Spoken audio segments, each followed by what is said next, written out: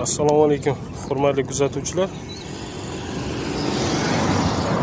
Bugun quyosh panelli kameramizni o'rnatish jarayonini sizlarga ko'rsatamiz. Birinchi bo'lib sim karta va fleshkasini qo'yib olamiz, xotirasini.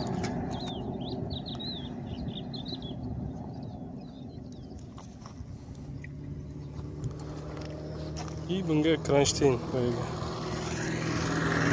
yasalgan holatda bo'ladi va quyosh paneli.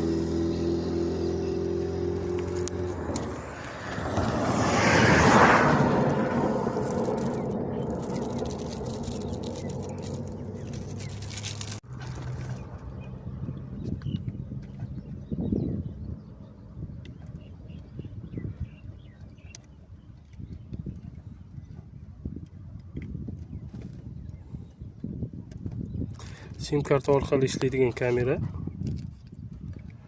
4 megapikselli. Tepasida sensori bor.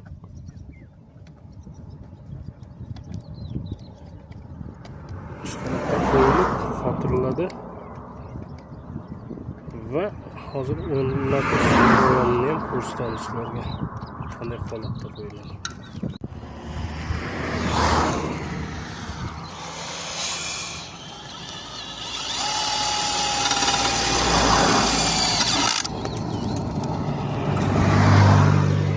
Kronshtaynni tepa qismiga kamera xotiriladi. Bo'rtib chiqqan tomoniga kamera xotiriladi. Bu qismiga quyosh panelini joylashtirib, quyoshga imkon qadar to'g'rilab qo'yiladiki, quyosh botish va chiqish joyi o'rtasi bo'lishi kerak. Quyoshga teskari bo'lib qolmasligi kerak.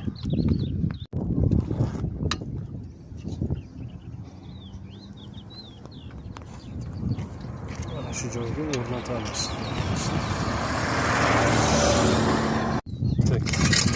Quyosh paneli mana shu holatda joylashtirib oldik.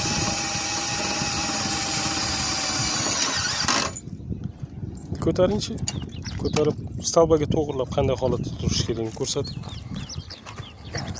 Mana shu holatda stalbaga o'sha joyga joylashtiramiz.